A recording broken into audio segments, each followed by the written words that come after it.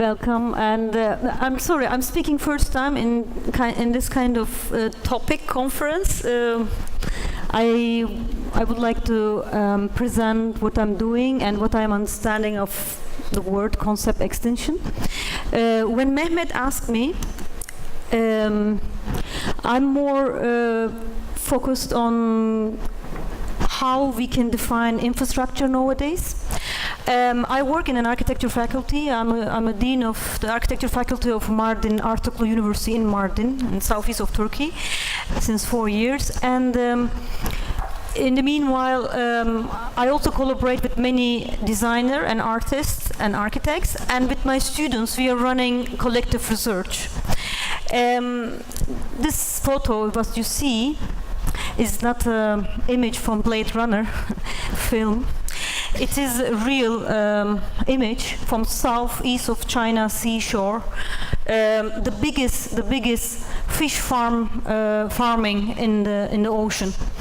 In 2016, when we were running the advanced design studio in Polytechnic, University of Hong Kong, with my friend Valerie and Laurent, we focused on the topic on floating communities.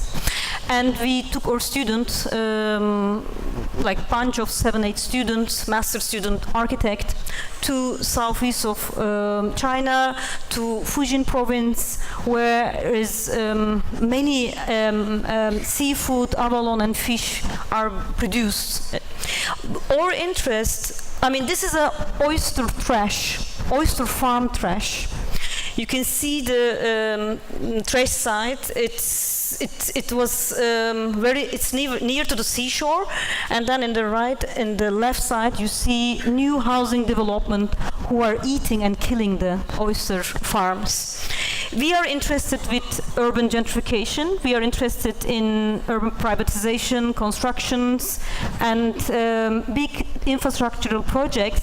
How those projects are influencing, intervening, interrupting, eating our life and the space of our life, from housing to our institutions or to a refugee camp and so on. I will show some examples. When Mehmet asked me the concept extinction, I was thinking, what does it mean for me, from my perspective, from coming from an art and architecture and sociology. My aim would be more how our art and urban methodologies can provide possibilities, and my interest is focusing on what we mean infrastructures today. I think infrastructure is not anymore a complete form, but a form that conveys and brings network, labor condition, and interdependency.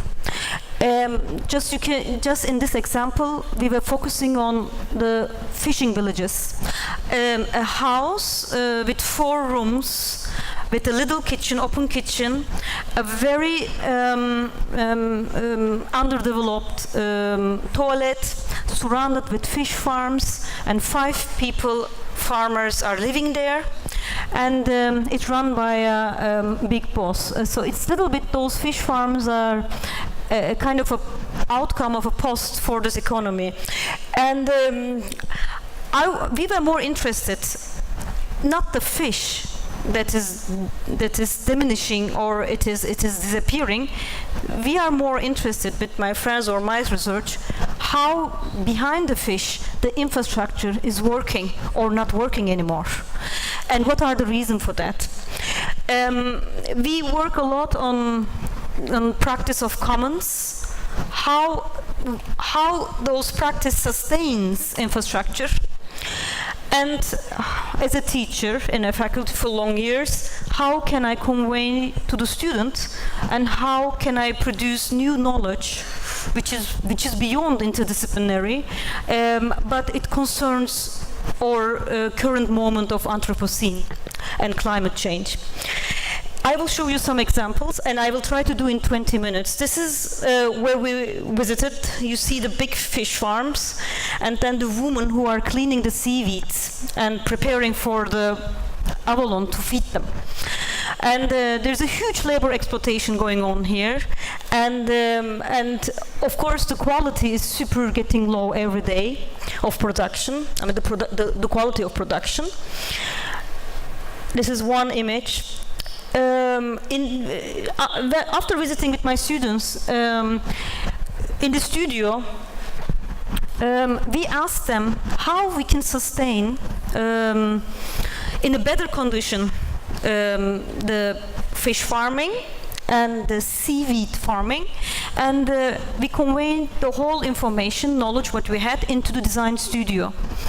And this is some examples. We are analyzing spatial-wise, also the activities, how it's going on, from farming to house, from house to up, outside.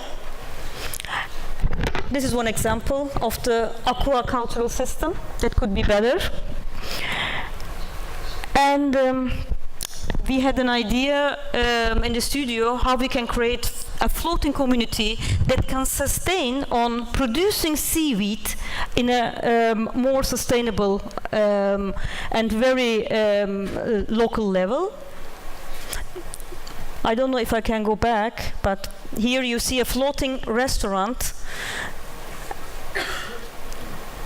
And this is a seaweed festival that with the student we designed. I'm just showing a kind of idea what you can run in an architectural studio just to get inspired by seaweed production, and also trying to understand how we can make better a fish farm production in labor base, in means of space, and in every kind of social layer. With my friend, we are running an ocean archive with Valerie and Laurent, three of us. We are researching seaweed from Japan to Taiwan to South Asia islands to Korea up to China since 4 or 5 years. And we want to establish an ocean archive institution, a kind of kind of fake, but some kind of also serious institution. And what we do, we are collecting local stories of seaweed. We're trying to understand how the seaweed can be the future superfood. And this is one example. We are using a lot of filmmaking, meeting people, meeting the seaweed farmers, mostly women, and trying to collect the preservation, how they preserve, how they collect, in which territory can be different, in which island is different. We are collaborating with a chef. Christine is a chef in Lama Island in Hong Kong, and in this photo is bunch of seaweed. She's explaining how you can make a soup that can heal you. She learned from her grandmother. We are collecting such stories that how seaweed brings knowledge from ancestor to new generation. So we three people from architecture faculty, we are collaborating with the chef, Christine.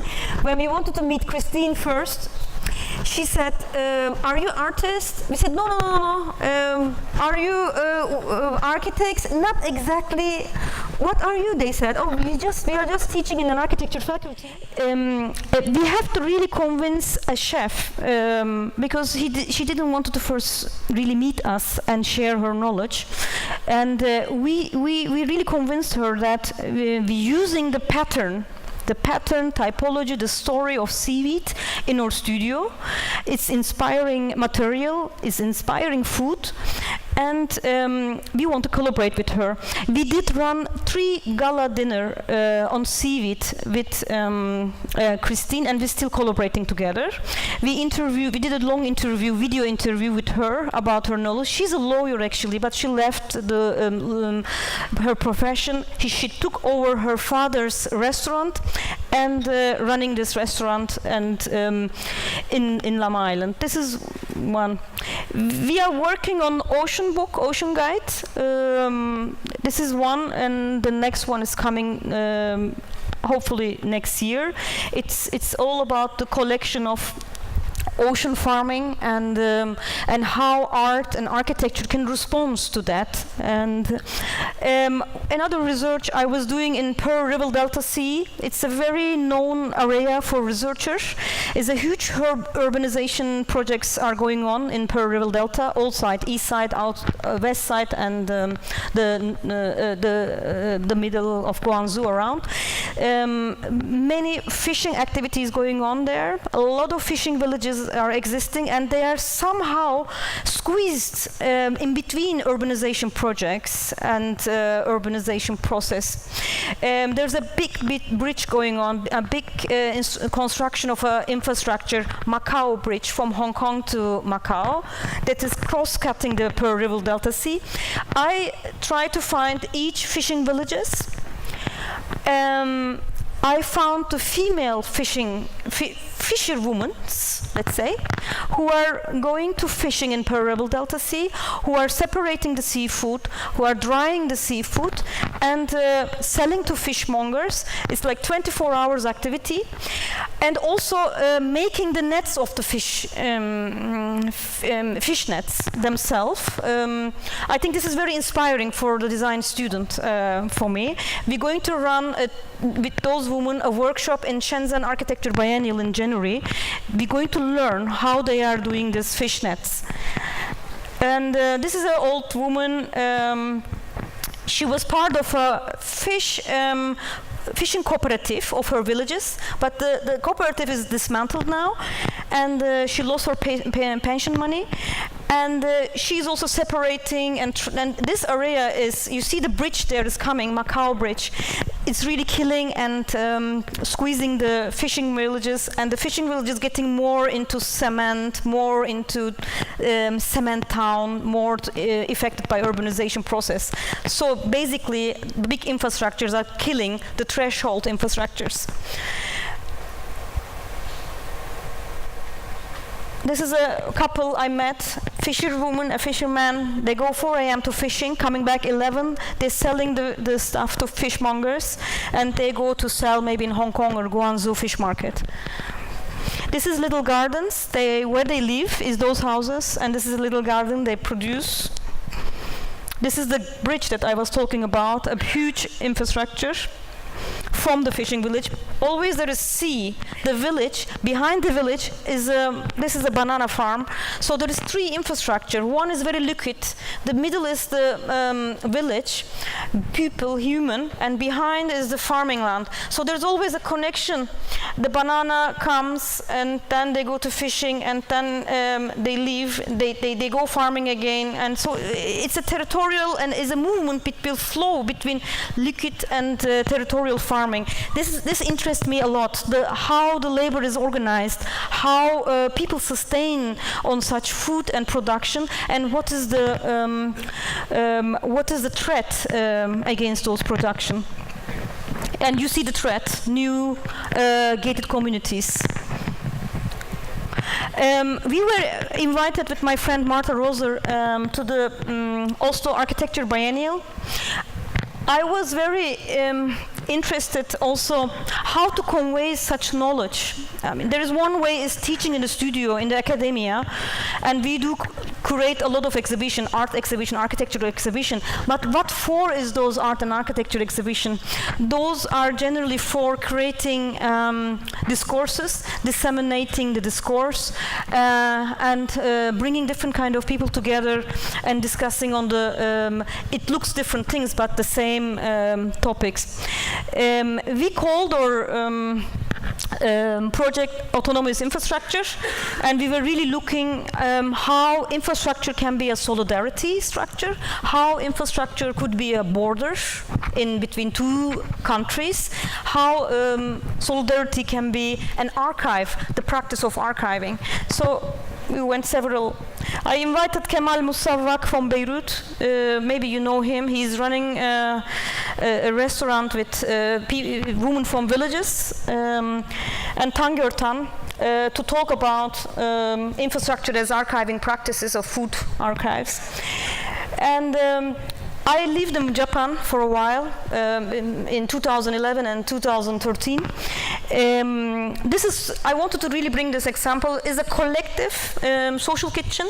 Most Japanese artist-run spaces and anarchist collective are centered on food collectives. Social kitchen is a place in Kyoto. They run a cafe, they organize anti-nuclear demonstration, and they are also fighting against gentrification in Kyoto. So generally food production and dissemination is also base for social movement and urban movement and rural movement, which is, I found, very important as a resistant practice too.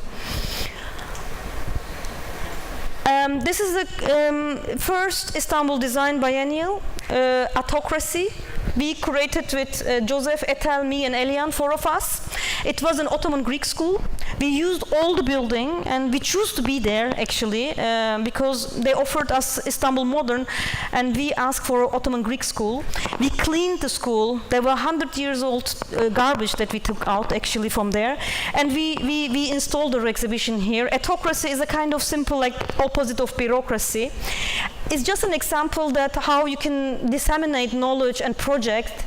We put up 3D that we produced chocolate with 2 designers. It's one of the examples of those projects that we hosted. I'm collaborating with Ricky Travingia. He's one of the most important artists in contemporary art history. He's the one who, in the 90s, who started to cook in the art galleries as an art activity. And he has running also in Thailand a rice farm. It's called Land Foundation, and he's a really good cook too. And we are establishing now Land Academia, that we want to bring contemporary art, the rice farmers, and architects together to run a kind of educational platform in Thailand. This is in Chiang Mai, north of Thailand, and this is Rigrit. I really suggest you to follow him. He has a cookbook too. I work in Mardin. I just want to move to another territory, but it's the same discussion and same question about asking how infrastructures are sustaining. This is a refugee camp that I worked more than 1 year with my student, master student. It's demolished now, and the refugees are transferred to Midyat camp, which is 1 hour far from Mardin. This is an entrance built, a corridor built by female refugees, women and their daughters, from blanket, from wood and plastic, as a semi-public place. We called our study studio Comes as Commons, Commons as Comes, and we focused on the bostans that they were doing, collective farming. When I was doing refugee camp research since 6 years in Jordan, in Palestine, I saw many practice of collective farming, and this was one of them. And we transfer it to architectural language, design, graphic, what they're producing, and in which place. The whole place is the camp, and there is an Yazidi woman who is farming. I worked in Al-Fawar Palestinian camp. Here, my friend in the middle, Ayet Al-Tursan, she's the 3rd generation Palestinian refugee from Al-Fawar. She's the director of Women's Center. And they doing rooftop water dropping farming. Water is very important in Palestinian camp. You're almost without water and electricity in most cases. And collective farming is one of the important things. I try to connect with my students. We went there, and we always having collective discourse on practice of commons, how collective farming, self-organized garden is one of those practices. I have a little video, 1 minute, that will go back to the woman in Pearl River Delta Sea. And if you want to ask more later, I can provide all the books and other things that I prepared. I just want to say that extinction is what I showed, I have little bit dystopian scenarios, and I'm looking how, as a teacher, how an alternative pedagogy like that, like collective research, going with my students into camp, going into the Pearl River Delta Sea, collecting female stories, collecting stories of commons, and transferring into architectural and urban knowledge, how this could help and contribute such discourse. When Mehmet asked me, I just brought them all together, and I thought through this conference and through this concept, what does it make sense, what I'm doing in relation to discussion of extinction. Thank you very much.